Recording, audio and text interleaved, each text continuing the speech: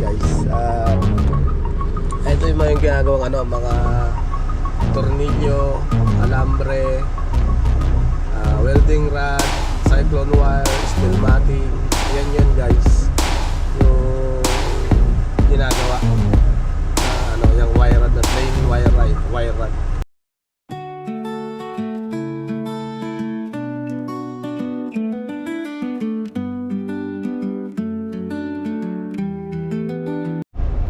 Good day mga cute, mga kabayan. So andito pa rin ako ngayon sa pier. Yan. Isang mapagpalang araw po sa atin lahat mga cute, mga kabayan. Yan.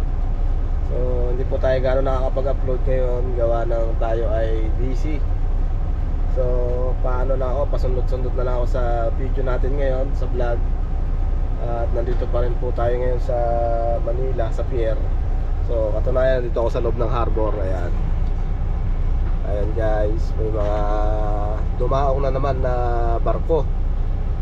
Ayan. May kargang mga mga truck, dump truck, tanker truck, mga boom truck, mini dump. Ayan dami. Galing China yan guys. Ayan. Puffin bulker. Ayan. So yun guys, tago natin yung camera natin dahil bawal mag video dito guys. So hirap din mag vlog dito sa trabaho natin At pang-apat na biyahe ko na to ng Valenzuela sa Mapulang Lupa. Yan, doon ang dala natin So ang karga ko ay safe pile, yung mga ginagawang breaker ng mga ilog, dagat, gano'n, yung mga binabaon sa lupa. So mamaya papakita ko sa inyo guys pagdating ko dun sa deliveran Yan. Kumusta po ang lahat? So namiss ko po kayong lahat, mga viewers ko dyan yung nagbabasa ako ng mga comment nyo, namimiss ko yun. Shoutout po sa lahat ng subscribe po sa atin lahat po ng viewers ng Sara Cute TV na patuloy na mga sumusuporta. Shoutout po sa inyong lahat. Yan. Shoutout din po kala Madam Makoy and Jacoy and Team Lorry Driver. Yan. So magkikita-kita na ulit tayo next week. Yan. Pag-uwi ko siguro baka makapasyal ako doon sa kabundukan. Yung speaker ni Mami D nandun na sa bahay, dumating na yung in-order. So bibigay natin sa kanya yun pagpunta natin doon kay Mami D, para meron po siyang pinagkakalibangan. Dahil nakita naman po natin yung sitwasyon niya doon sa bahay nila, talaga naman nakakainip. So ayan umalis na yung katabi ng truck. So ayan guys, ito yung mga ginagawang mga tornilyo, alambre, welding rod, cyclone wire, steel matting. Yan guys, yung ginagawa na yung wire rod na plain wire rod. Yan. So ginagawang steel matting, bulb wire, tornilyo, pako. Kaya ginagawa pa ako yung mga yan. Ano pa ba? Excuse me. Naka-aircon lang tayo, sobrang init sa labas. So yan ang aking helper. Ayan. Shout out. Walang magpabalik-balik, walang pirma. Bakit? May pirma na? Awa. Yung pirma ko kailangan? Hindi na, pirma ko na lang. Alright guys, so tara, labas tayo. So doon ako lang mag-video sa labas. So, bawal na dito guys. Alright guys, so na-hold tayo dito sa pinaikot tayo. Yan, tabi ng dagat. Pangarga natin sa may side mirror guys. Ayan, yung barko nila, barko ng coal. Yan guys, yung dagat na yan dyan, nabotas na po yan. Yan, dyan ang nabotas. Yan, nabotas, Malabon yan. Yan. Daing barko, no? Yun, no? So yun guys, ito ang loob ng harbor. Ayan. Simplihan lang natin. Ayan. So doon tayo mag-video sa sa labas or sa deliveran guys. O kaya sama ko kayo sa aking biyahe. Ano yan? Ano binigay niya? Paha? Oh. Tapos safety shoes. Yan ang gagamitin mo ngayon. Okay. Goods. Alright guys, so nakalabas na tayo ng ng harbor sa loob. Pero nandito pa rin tayo sa loob pa rin ng harbor center, no? So at eto guys, pakita ko naman yung ginagawang mga bakal na kabilya. Ayan guys, yung karga ng truck na yan. Yan, 4x4 naman yung laki na yan na steel billets. Yan. Yan ang buhay namin dito kung mga tracking guys. Yan. Alright, size ko na yung camera ko. Bababa tayo. At ayan naman, taga sa amin din yan, taga Karanglan din driver niyan. Dati kong kasamahan sa trabaho yan, si Taloy Nicole ang apelyido niyan. Yan. Yung karga naman niya guys, ginagawang lata ng mga Del Monte. Yan. Mga tin can. Yan, mga can. Lata ng sardinas. Yan, yun yung niya. Yung pangarga naman niya, ginagawang lata ng pineapple juice, lata ng mega sardines or Youngtown. Yan. Silang gumagawa yung Jimeco. Yan. Tsaka yung OTC or Oriental Can. So yun guys, baba tayo. Alright guys, so ito naman ang ating karga. Ship pile, say pile. Yan. Ayan o. At dito tayo, may pagkwentuhan tayo dito guys. Kaya lang ako nakapag-vlog. Alright. Ayan guys. At dito naman tayo ngayon sa gate pass. Ayan. Papacheck lang tayo ng ating gate pass. Tapos maglolo na tayo. Or lolonahan ng ating painante. So basic lang sa kanya yan. Ayan. Yun naman yung Pier South. Yung natatanaw nyo doon, doon. Ayan. Ayan o, dagat guys.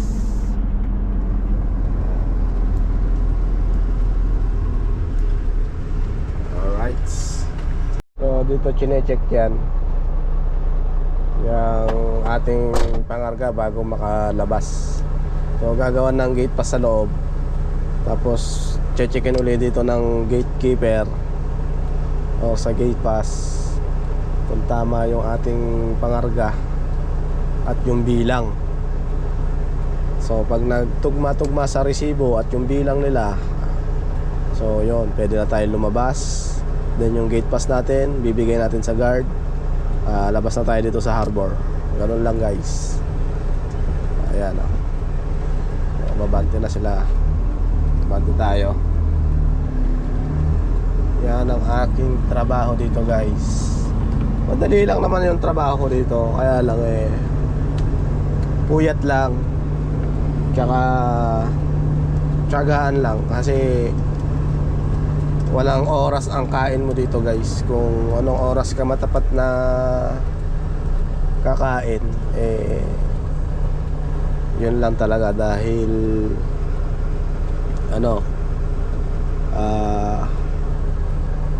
lagi kang nasa lansangan o sa kalsada. Walang oras ang takbo mo dito Kaya kung may pagkakataon na kumain ka na, kain ka na talaga. Yan. So may tubig dun. So doon tayo maglolona sa Gawiron.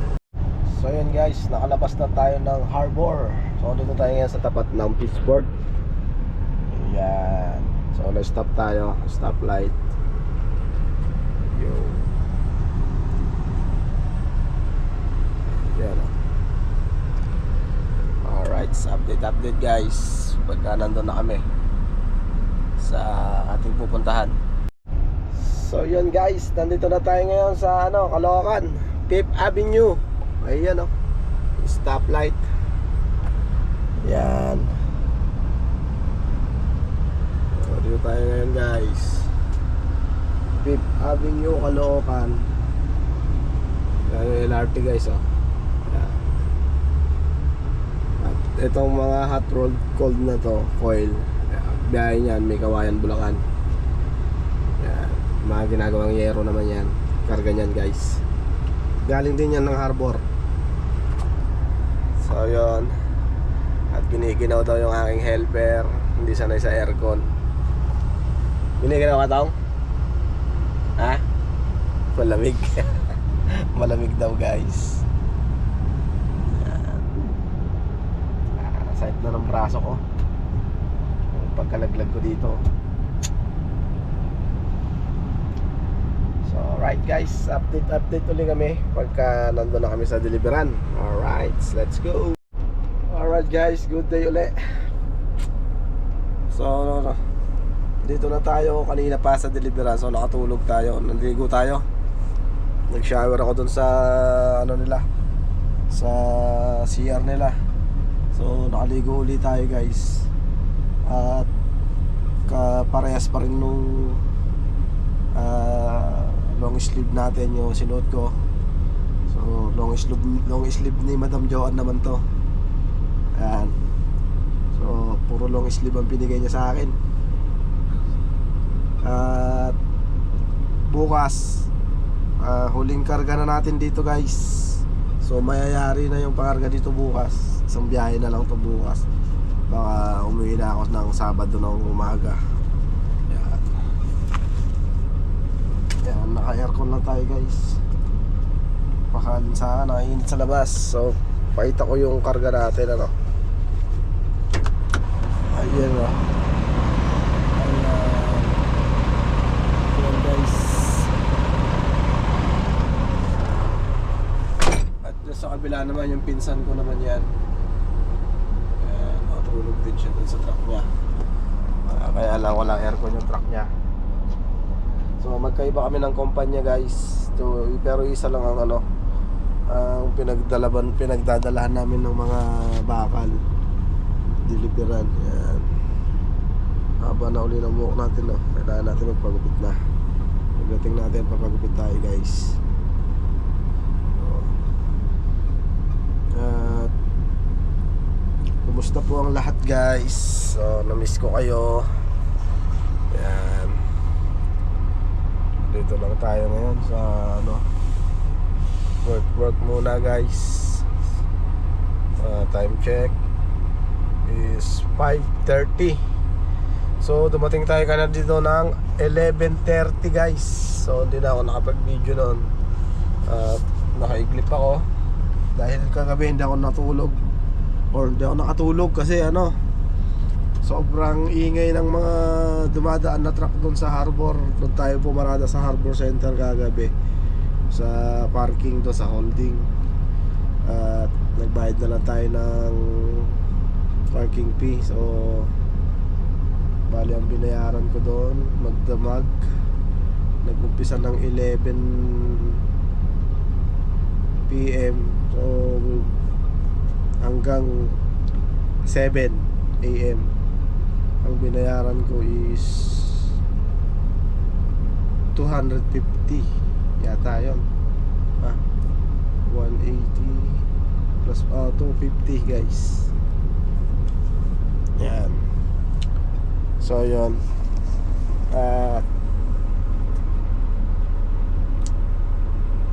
Paano ba to? Hirap mag-vlog dito guys. Sa tracking talaga hindi ako makapag-vlog ng maayos. Gawa ng ang hirap mag-content dito. Hindi kagaya sa sa kabundukan or pagkasama mo si Joanne. Pagka inopen mo yung camera mo, makapag-vlog ka na agad doon.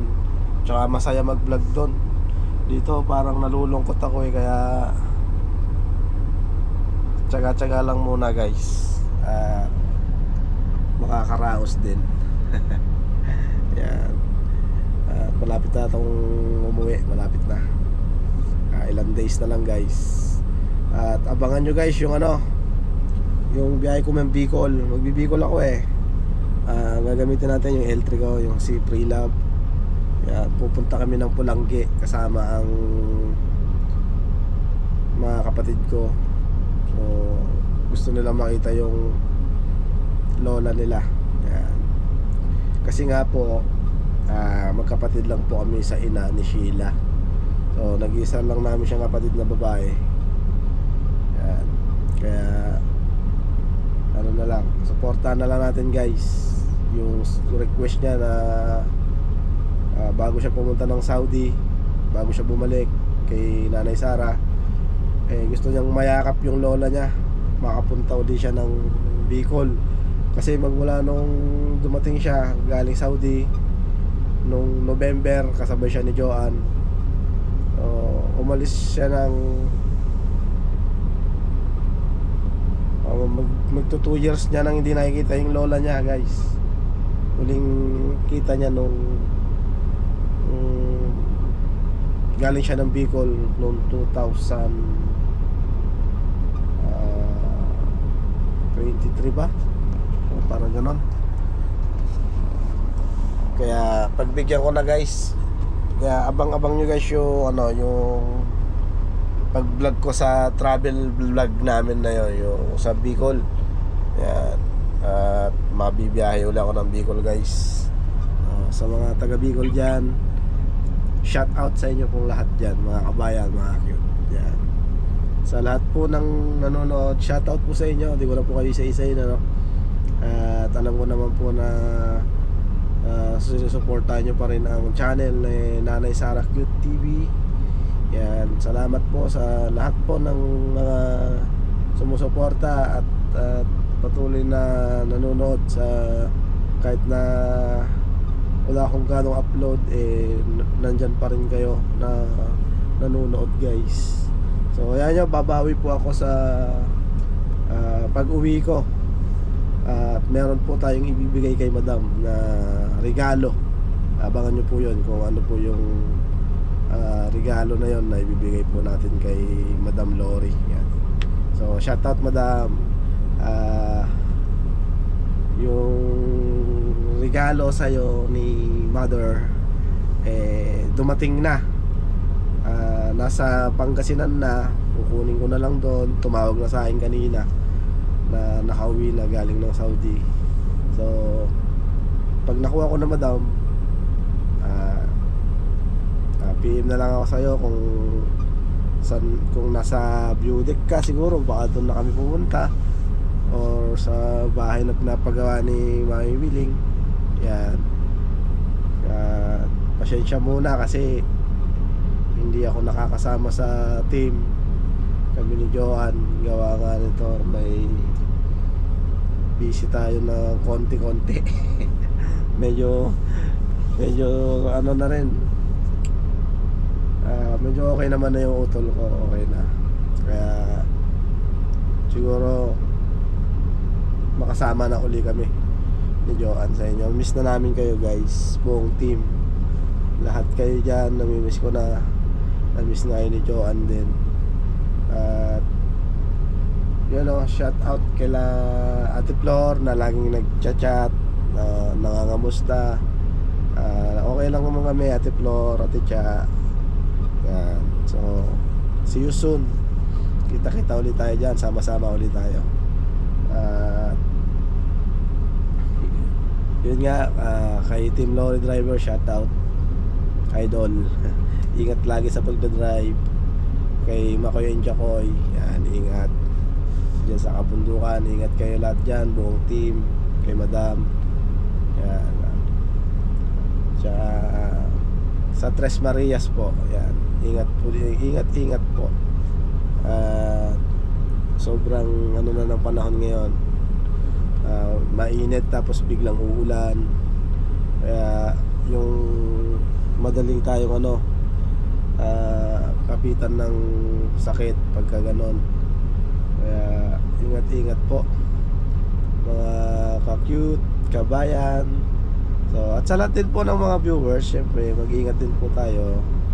At sa mga silent viewers po na nanonood, maraming salamat po sa patuloy na pagsuporta nyo.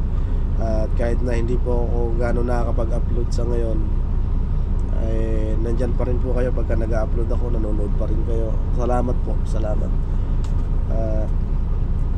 Yun, at dito ko na po tatapusin tong